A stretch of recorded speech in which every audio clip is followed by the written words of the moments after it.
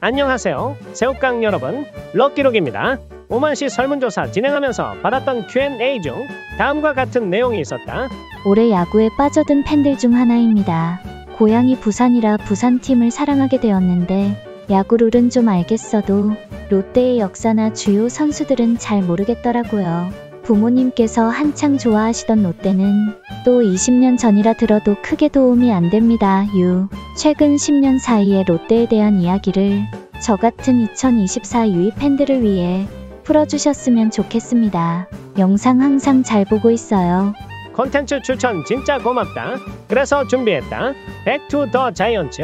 과거로 시간 여행 떠나보겠다. 올해가 2024년이니까 10년 전이면 2014년이구나. 하지만 내가 롯데 응원을 2013년부터 시작했으니 2013년부터 시작하겠다.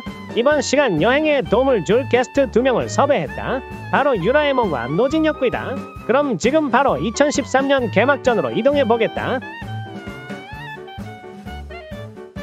와, 화질 실화냐? 이때는 한국야구르트가 메인 스폰서였다. 2013년도 롯데 감독은 현재 KBO 경기운영위원장 김시진이었다. 나는 당시 이 아저씨가 전설의 투수였다는 건 몰랐고 무한도전 타인의 3편에 나온 것만 알고 있었다. 참고로 저 회차가 레전드인 이유는 정준하와 하루 동안 삶을 바꾼 이승용 선수가 지금의 SSG 감독이다. 암튼 2013년도 개막전 시구는 배우 조진웅 형님께서 도와주셨다. 10년 전이나 지금이나 정말 롯데 진심이신 형님이다. 2013년도는 명장 김웅영 감독님의 현장 복귀와 NC 다이노스가 처음으로 1군에 합류했던 해이다. 다음은 개막전 선발 라인업이다. 김주찬과 홍성은이 기아와 두산으로 이적했는데도 생각보다 타선은 괜찮아 보인다. 뉴비들한테는 6번 타순에 있는 1루수 박정윤이 누구야 할 수 있는데 저 아저씨는 사실 야구 선수가 아니라 프로골퍼였다. 특유의 극단적 어퍼 스윙으로 야무지게 장타를 만들어냈는데 타격폼이 골프 선수 같았고 당시 팡야라는 골프 게임이 유명했기 때문에 일명 박팡야라고 불렸다. 근데 홈런 장면만 보면 홈런 타자처럼 보이지만 단 한 번도 한 시즌 10홈런 이상 때려본 적이 없었다. 그래도 수비 하나는 기깔나게 해주던 아저씨였다. 나머지 선수들은 워낙 유명한 선수들이니 패스하겠다. 참고로 나는 아스비엔 팬이었다. 아무튼 개막 2연전을 연장전 역전승과 신생팀 NC 상대로 수입에 성공하면서 5연승으로 대왕탑대 모드였다.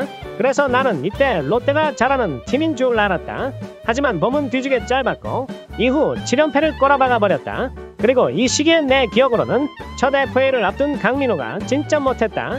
분명 우리나라 최고의 포수라고 들었는데 내가 잘못 들었는가 싶을 정도로 심각했다. 그리고 아마 4번 타자가 처음이라서 부담감을 엄청 느꼈던 걸로 기억이 난다. 저 당시 4번 타자 못 찾아서 공개 오디션을 개최할 정도였는데 지금이야 4번 타자 전준우는 익숙할진 몰라도 저 당시 4번 타자 전준우는 리얼 쇼킹이었다. 5월부터는 반등하기 시작했는데 용병 투수 2명의 역할이 컸다. 옛날이나 지금이나 우리는 용병 투수의 의존도가 크다. 1선발은 쉐인 뉴먼이라고 미국 출신 좌완 투수이다. 내가 야구 처음 봤던 13년도에도 엄청 잘했는데 12년도는 더 잘했다. 뉴먼 등판하는 날에는 편하게 야구 봤던 기억이 난다. 그리고 찜닭의 진심인 녀석이었고 한국 문화에도 잘 적응하면서 롯봉이들한테 많은 사랑을 받았던 선수이다. 하지만 인종차별 당할 때마다 가슴이 아팠는데 특히 김태균의 저 발언은 저게 맞나 싶었고 역시나 큰 논란이 되었고 다행히 사과하는 엔딩으로 잘 마무리되었다. 하지만 저들은 훗날 같은 팀에서 뛰게 되었다. 그리고 이 선발은 크리스 옥스프링이라고 호주 출신 우완 투수이다.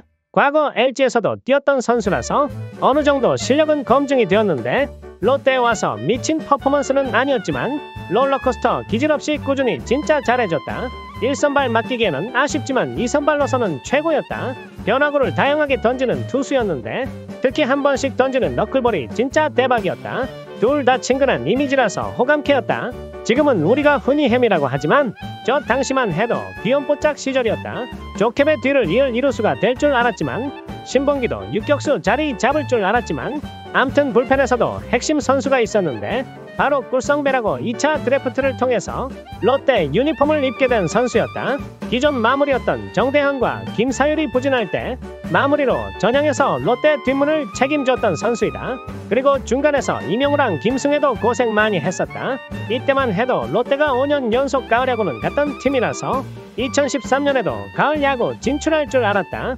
하지만 7월부터 힘이 빠지기 시작했는데 당시 롯데는 미스터 올스타 DNA를 가진 팀이라서 올스타전만큼은 존나 잘했다.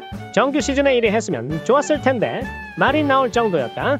8월부터는 2연전으로 바뀌면서 이동거리 때문에 힘들어하다가 9월에 잔여 경기 치르면서 넥센에 밀려 가을 야구 탈락이 확정이 되었고 이게 또 다른 암흑기의 시작이 될 줄은 몰랐다.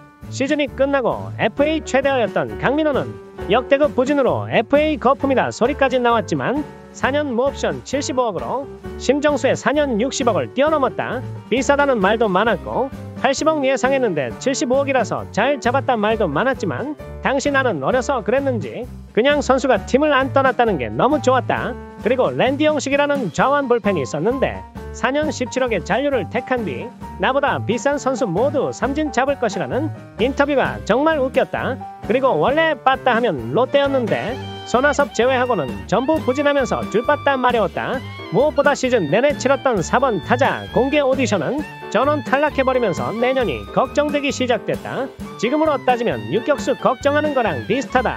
근데 때마침 포스트 시즌에 미친 홈런 타자가 등장했다. 두산 베어스의 최준석이라고 혼자서 포스트 시즌을 뒤집어놨다.